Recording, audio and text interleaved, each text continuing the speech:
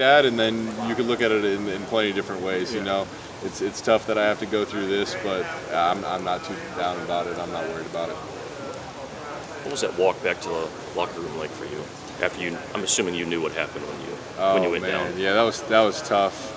I remember the stadium was dead quiet. I knew it happened right away too, because I felt it, and the stadium was dead quiet. They did all the tests, and I heard them whisper. I kind of knew, and then when I was walking, I kind of felt fine walking, and I was like, just get me back to the locker room. I'm making a big scene. I don't want all this attention right now. Like, so I'm walking back to the locker room.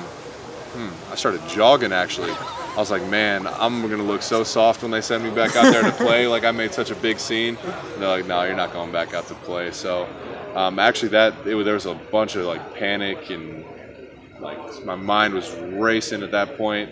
And that happened for about 10 minutes.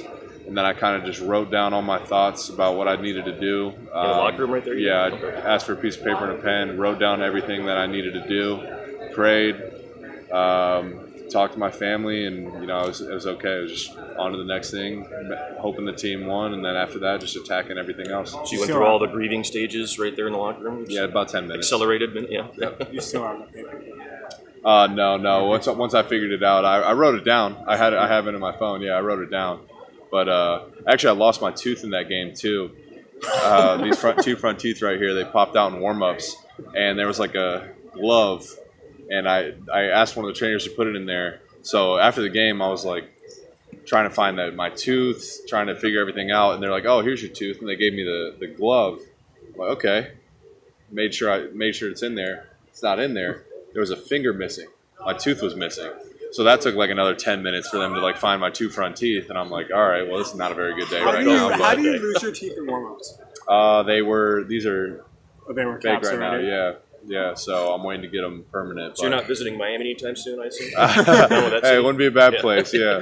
But no, it wasn't the best day. So you had already lost them, and then and then they were put in, and then I just like exhaled on a route in warm-ups and popped out. When did you lose them originally? 5th grade. Oh wow. Yeah, and I had one. This one's an implant, and then this one I had to get pulled in December, and then they did a bone graft, and I'm waiting on the implant to. Yeah. So pretty much your whole body's. No, my body's great. My body's healthy. How'd you lose in 5th grade? Trampoline. I was coming down, and my brother jumped up and knocked them both out, and I caught one and swallowed the other. Yeah. And the worst part is, like, your teeth like are pretty long. They come up way in there, and they have to try to shove your tooth back in as soon as possible to try to save the tooth, so they can't numb you. So it's basically like shoving a knife into your skin, like probably like a 1/4 inch. So that was probably pretty painful when I look back on it.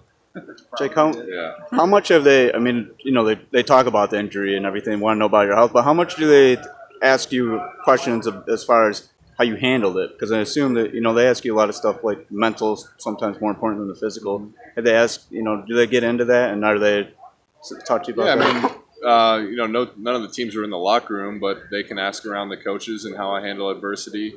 I'm be happy for them to ask any of my teammates, any of my coaches for how I handle adversity or tough situations or tough times, and they understand the kind of player and guy I am. And some teams saw what I tweeted after the game, or some just from getting to talk to me about it, and they're really happy with it, and they're like, that's the kind of guy we want. We want a guy that's proud to play football. But you can get injured walking down the sidewalk. Right. Never sit out of a football game. But as far as do they?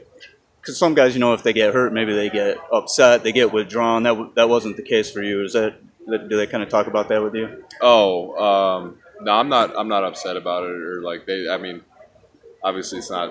I wish it didn't happen, right? But nothing I can do about it now. So I'm just attacking rehab, and I made that pretty clear to everybody. How much do you think it affects your draft stock? Yeah, I know it'll affect it a little bit, but it's out of my hands.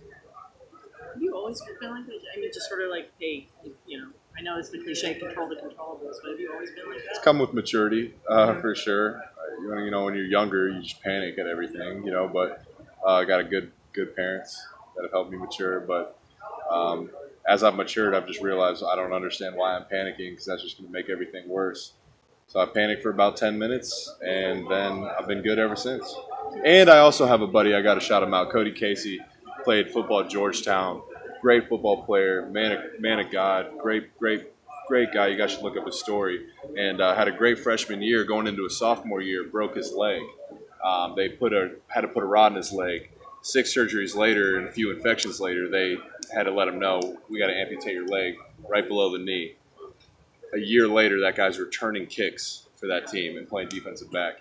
And I told him when this happened, it happened going into my junior year. I wrote his name on my wrist because I was just going to play for him. And now, sure enough, how can I feel down about myself? And that guy has overcome that and changes so many lives. That was another big thing. I had to make sure I had to say that. Did you guys go to high school together? Or? Yeah, high school. We had kindergarten class. He used to have a big afro. He wanted to teach me karate in kindergarten when we used to line up together. That's when I first knew him. And then we played football together our whole entire lives. And that was junior year of high school that you wrote it, or junior year at Michigan, yeah, and I wrote it on my wrist, yeah. Did he not end up having to have his leg amputated? He did have it amputated right below the knee. Yep. So he was playing with like a prosthetic? Yeah, playing with a prosthetic, yeah. You guys should look him up, Cody Casey. Great story. Unreal story, yeah. Pickerington, yeah. Can you share some of the things you wrote down? I just told him. No, but things you wrote down on your list in the locker room. I'm sorry. When I wrote down, my first concern was about Taco. Yeah, I know. It's always about Taco. You know, that's always the first thing on my mind. But after that, so I wrote down, you know, where do I go now? Like I knew I tore it, so I had a few options for surgery. I could go to Michigan, I could go to Alabama, I could go to LA. And from there, then I wrote down where would I train? Would I have surgery and train somewhere else? And I just want to write down all the best options because before the injury, I had everything planned out. Once the injury happened, now we're talking about a lot of uncertainty. So I wrote down where I possibly could have surgery, where would I possibly rehab and train, and a lot of that. There were side notes. You know, so and so would be here. I had a lot of family out in San Diego, so. That's what I liked is I had family, and there was like 7 other guys out in San Diego that were there for good support, and that's kind of how I came to that conclusion. So, like, who was your big brother that took care of you during this process? You know, the first time and the second time. I got to shout out to my baby brother Taco. He really did. He really did. I really do have to say that. The first time, whenever I needed a ride, Taco was there for me. Second time, lots of visits in the room. Taco was there for me. And then, who was the better basketball player? We could check the stats. We could check the stats. Which team was better? The team you guys got us a few times. But we got you a few times too. But the numbers don't lie in terms of Hooper. Besides the 2 knees and the teeth, what other injuries? None.